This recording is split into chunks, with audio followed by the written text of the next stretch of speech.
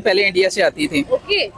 तो वो हमें अब यूरोप से इंपोर्ट करवानी पड़ती हैं, यूरोप से, अमेरिका से, तो वो बहुत महंगी हैं। ओके। बेहतरीन और उन्हें हमेशा की एक लंबी जिंदगी देने के लिए जो पॉलिसियां हैं उसमें दो चीजें हैं, एक तालीम और दूसरी सेहत। तो आप देख लें कि हमारा जब रशिया जो है वो इंडिया में मैन्युफैक्चरिंग हब बना रहा है उसको, ठीक है। वहाँ पे काफ़ी सारे प्लांट लगा दिए हैं उसने, और मेरे ख्याल से हमें भी इंडिया से कुछ सीखना चाहिए। चाहे इंडिया हो चाहे वो रशिया हो, ये दोनों मुल्क अपने आप को मजबूत कर रहे हैं। और ये जो आने वाला जमाना है ये उसी का है जिसने अपनी माइशत को मजबूत कर लिया, जिसने अपनी टेक्नोलॉजी को मजबूत कर लिया, और जो कि हमें इंडिया से बहुत लो प्राइस पे मिलती थी। ठीक है।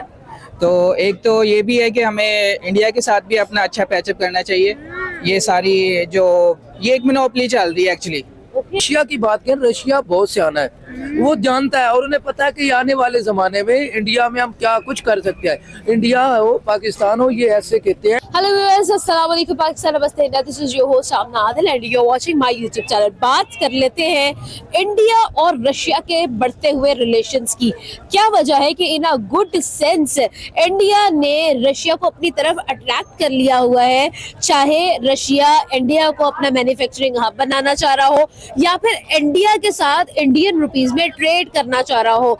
इंडिया ने भाई झंडे गाड़ दिए हैं। अगर हम लोग रशिया की बात करें तो कुछ सालों पहले जब यूक्रेन और रशिया की वॉर चल रही थी तो एस जयशंकर की तरफ से एक सवाल के जवाब में ये कहा गया कि कैसे पॉसिबल है कि अगर यूरोप रशिया के साथ ट्रेड करता है, वहां से गैस खरीदता है, तो वो टेरर को प्रमोट नहीं करता, बट जब एशिया करता है तो तब ये टेरर को प्रमोट करने की बात आखिर कैसे आ जाती है। ये ऐसा सवाल था जिसने यूरोप तक को थप्पड़ मार दिए। तो अब बात करेंगे, लोगों से जानेंगे कि ये जो बढ़ते हुए रिलेशन है जिसमें रशिया की तरफ से 20 बिलियन डॉलर्स की हमें इन्वेस्टमेंट भी नजर आई है वहां पर मैन्युफैक्चरिंग हब बनाने के लिए, उनका क्या ओपिनियन होगा लोगों का, ये जानेंगे। आप अपना ओपिनियन कमेंट बॉक्स में जरूर बताएं। चलते हैं आप की तरफ। हम सर, आज का हमारा सवाल होगा, हम बात करेंगे जी इंडिया और रशिया के रिलेशंस पर। एक टाइम था जब इंडिया के फॉरेन मिनिस्टर जो है वो इंटरनेशनल प्लेटफॉर्म पर बैठकर कहते हैं कि भाई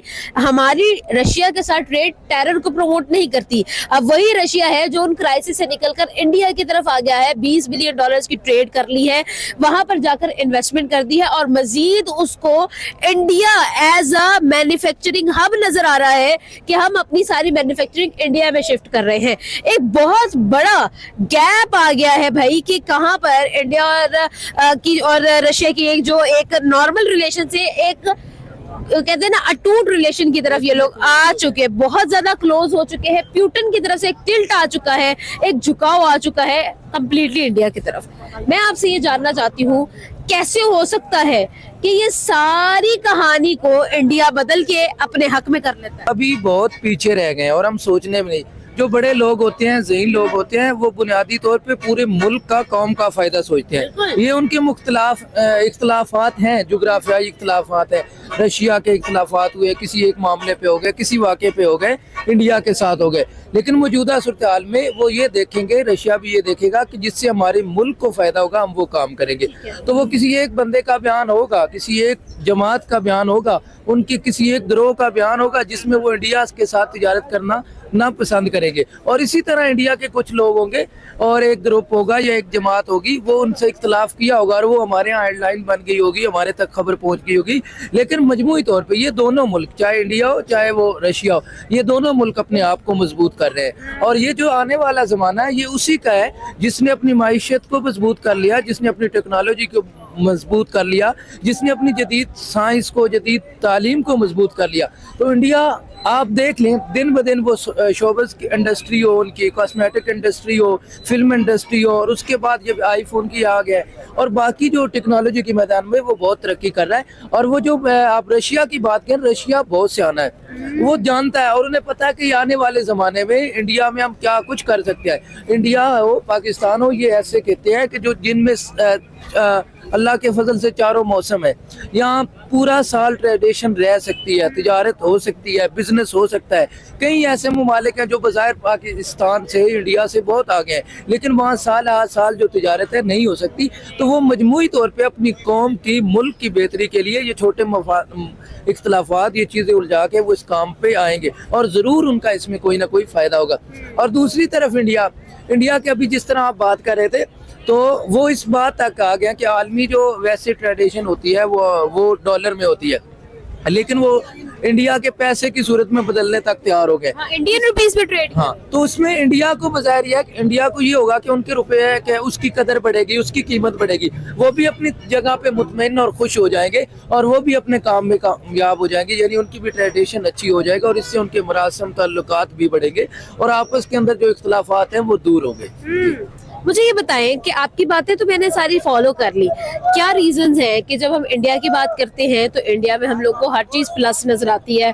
अगर हम फॉरेन पॉलिसी को देख लें, एजुकेशन को देख लें, मेडिकल को, आईटी को, या फिर हम लोग ट्रेड को देख लें, इंपोर्ट्स एक्सपोर्ट्स को देख लें, जिस चीज़ को देखेंगे हमें वहाँ पर एक प्लस नजर आएगा। आपको क्या लगता है अगर हम लोग पाकिस्तान की बात करते हैं, ये दोनों सेम सर्कमस्टांसेस से निकले हुए कंट्रीज, कहाँ पर इंडिया चौथी इकोनॉमी बनने जा रहा है?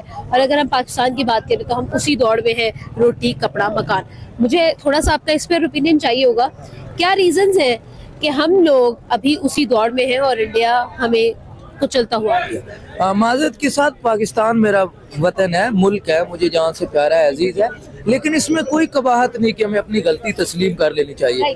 असल में हमारे जो वज़ारा हैं, अभी ये देखिए मौजूदा सूरत हाल है, वो एक दूसरे की धींगा मुश्ती में लगे हुए हैं, एक दूसरे की खाल उतारने में, एक दूसरे की टांगे खींचने में। अभी जो मौजूदा सूरत हाल है, लोग मर रहे हैं, पिस रहे हैं, महंगाई है, बेरोजगारी है, कितने मसाइल है। अब वो ज़ाती मफाद में पड़ गए।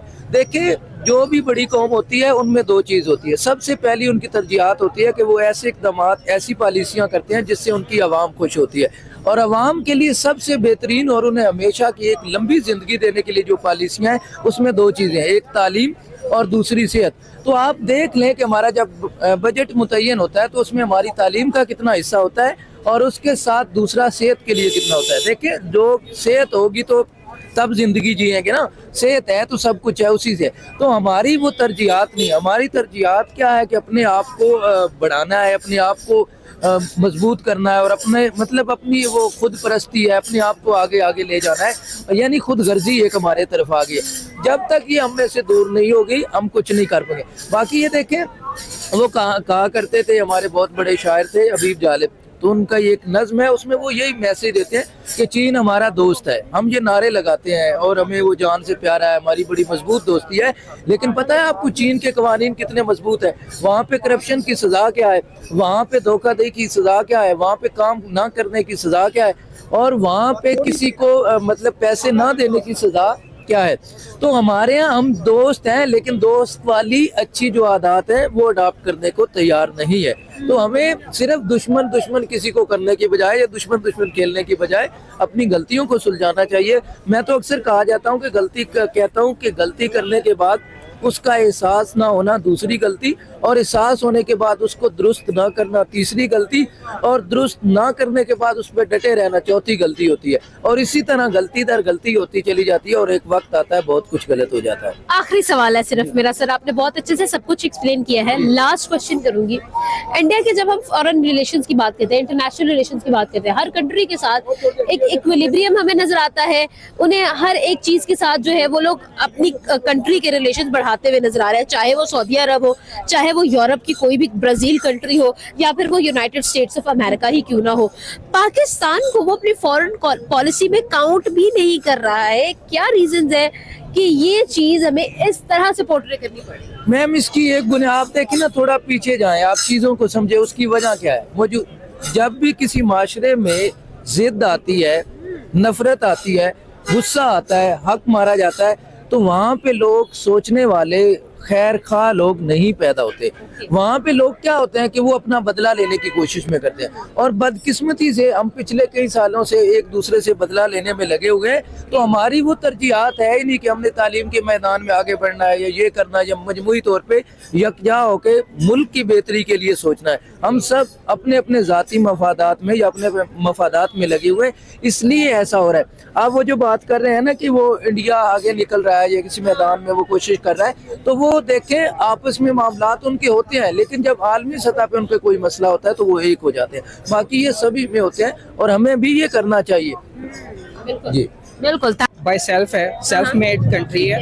अब वो खुद उसकी काफ़ी सारी उसने अपने प्रमोट किया है खुद को मैन्युफैक्चरिंग में। ठीक है। और दूसरा ये है कि अभी वो अमेरिका को ज़्यादा उसकी तरफ टिल्ट नहीं है। ठीक है। रशिया की तरफ टिल्ट होने का एक मकसद ये है उसका कि उसको लो प्राइस पे वहाँ से फ्यूल मिल रहा है, ठीक है। जिसका उसकी कंट्री को बहुत फ़ायदा है, और वो खुद भी इस्तेमाल कर रहा है और बल्कि दूसरी कंट्री को सेल आउट कर रहा है। ओके। और इसके अलावा रशिया जो है वो इंडिया में मैन्युफैक्चरिंग हब बना रहा है उसको, ठीक है। वहाँ पे काफ़ी सारे प्लांट लगा दिए हैं उसने। और मेरे ख्याल से हमें भी इंडिया से कुछ सीखना चाहिए, और वहाँ से हमें भी क्रूड ऑयल लेना चाहिए। बल्कि हमने परचेज किया भी, लेकिन उसको दबा दिया गया उस बात को। ठीक है, उस मुआहदे को ही दबा दिया गया। तो हमें इस तरह के इनिशियल्स लेने चाहिए, हमें भी उनके साथ पैचअप करना चाहिए। आपकी तरफ आऊंगी सर। $20 बिलियन की ट्रेड, $20 बिलियन का जो एक बिजनेस, और उसके बाद ये सिर्फ एक इनिशियल स्टेज है। इसने आगे बढ़ना है, इसने आगे जाना है। हमें याद है कि जब इंडिया ने स्टैंड दिया था कि भाई यूरोप जब रशिया से ट्रेड करता है तो वो टेररिज्म नहीं है, लेकिन जब इंडिया करता है या एशिया करता है तो वो टेररिज्म कैसे हो सकता है? आपको नहीं लगता कि कुछ ज्यादा ही स्ट्रेट फॉरवर्ड इंडिया की पॉलिसी? स्ट्रेट फॉरवर्ड इसीलिए है ना कि वो अब किसी के मोहताज नहीं रहे। हाँ। बिल्कुल, यही पॉलिसी है। हमारा मसला ये है कि हम मोहताज हैं। ठीक है। हमें हर तरह की प्रोडक्ट जो है वो इंपोर्ट करनी पड़ती है, क्योंकि हमारे यहाँ कोई प्रोडक्शन नहीं है। वहाँ पर इंडिया जो है वो रशिया की प्रोडक्शन कर रहा है, वहाँ पर इंडिया जो है वो कितनी सारी एक्सपोर्ट्स कर रहा है, लेकिन यहाँ हमारे जो ग्राउंड रियलिटी से डिफरेंट है। बल्कि इवन मैं खान बदर कंपनी से हूँ, बिलोंग करता हूँ, तो हमारी बहुत सारी प्रोडक्ट जो थी पहले इंडिया से आती थी। ओके। तो वो हमें अब यूरोप से इंपोर्ट करवानी पड़ती हैं, यूरोप से, अमेरिका से। तो वो बहुत महंगी हैं। ओके। बहुत हाई कास्ट हैं, और जो कि हमें इंडिया से बहुत लो प्राइस पे मिलती थी। ठीक है। तो एक तो ये भी है कि हमें इंडिया के साथ भी अपना अच्छा पैचअप करना चाहिए। ये सारी ये एक मोनोपोली चल रही है एक्चुअली। ओके, ठीक है सर। एक और चीज मुझे बताएं कि आपने कहा कि हमें भी इंडिया के साथ रिलेशन अच्छे करने चाहिए, यानी कि रशिया ने जो अच्छे रिलेशन किए उसमें रशिया का फायदा, अगर हम भी रिलेशन अच्छे करेंगे तो हमारा फायदा, यानी जो कंट्री इंडिया के साथ रिलेशन अच्छे करेगी उसमें उसी कंट्री का फायदा है, इंडिया से भी ज्यादा। ऐसा ही है, बिल्कुल। क्या रीजंस है कि भाई जो उधर दोस्ती का हाथ बढ़ाएगा उसका हाथ जिसको कहते हैं 5 उंगलियां घी में, ये क्या बात है? ये इसीलिए है ना कि हमें तो फायदा यही है ना कि हमें लो प्राइस पे जब हमें आइटम्स मिलेंगी, हमें चीजें मिलेंगी, तो हमारी कंट्री को फायदा है। ये तो आपकी बात बिल्कुल ठीक है। तो आपको नहीं लगता कि रशिया को भी यही लग रहा है कि अगर हम लोग इंडिया के पास जाएंगे हमें रॉ मटेरियल सस्ता मिलेगा, हमें लेबर उस हिसाब से सस्ती मिलेगी, और हमारे प्रोडक्ट्स जो है वो एक अच्छी क्वालिटी के भी होंगे, अच्छी क्वालिटी की भी होंगी, और उनको एक मार्केट भी मिलेगी रशिया में। सर आपको पता है कि साउथ अफ्रीका के अंदर, इनफैक्ट पूरे अफ्रीका के अंदर सबसे ज्यादा जो बाइक्स चलती है उनकी प्रोडक्शन इंडिया से। क्या फील कर रहे हैं अंदर से? क्या फीलिंग आई? बहुत क्या आवाज आई अंदर से? ग्रेट ना? तो क्या रीजन है कि हम अपने बारे में ग्रेट नहीं बोल सकते? हमारी प्रोडक्शन नहीं है कुछ भी। हाँ। कुछ भी हमारा नहीं है, हमारी कोई कंपनी दुनिया में नजर नहीं आती।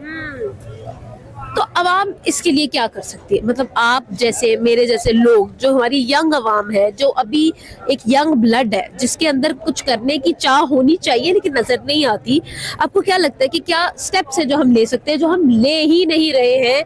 आखिर क्यों हम लोगों पे एक फुल स्टॉप लग गया है। देखें, हमारे मुल्क में सियासी इंतशार ख़त्म नहीं होता और आवाम इसी में फंसी रहती है।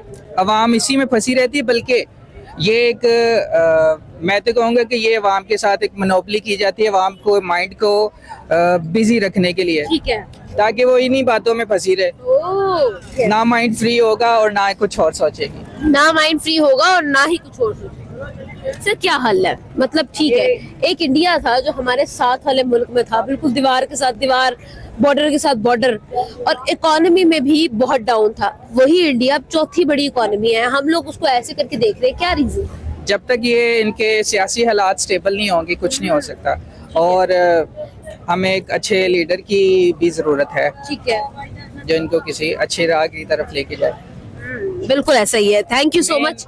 मेन यही है कि सबसे पहले तो मैं यहाँ की, जब तक ये प्रोडक्शन की तरफ नहीं जाएंगे कुछ नहीं हो सकता, अपनी प्रोडक्ट्स बनाएं आप, है ना? और पावर प्लांट भी उसकी तरफ भी जाना चाहिए। अवाम में मेहनत की चाह है क्या? बिल्कुल है। पाकिस्तानी अवाम में? पाकिस्तानी अवाम तो बहुत मेहनती है। ओके। आप देखें ना, ये जो लेकिन अपॉर्चुनिटीज नहीं है ऐसे। अपॉर्चुनिटी इसी तरह ही है ना। हम बाहर से आइटम्स जो हैं वो परचेज करके यहाँ पे सेल कर रहे होते हैं, हमें यहाँ पे प्रोडक्शन नहीं। बिल्कुल ऐसा ही है, बिल्कुल ऐसा ही है। बाहर से परचेज करके यहाँ पर असेंबल कर रहे हैं, बेसिकली प्रोडक्शन बहुत कम है, असेंबलिंग भी बहुत कम है। बहुत सारे फैक्ट्स जो है वो सर ने हमें बताया। Thank you so much sir. साथ ही सर हम साहब से उनका ओपिनियन जाना। इसी के साथ आपसे चाहेंगे इजाजत। अपना और अपनों का बहुत ख्याल रखिएगा। आपसे मिलेंगे अगली वीडियो में। खुदा हाफिज। Thank you.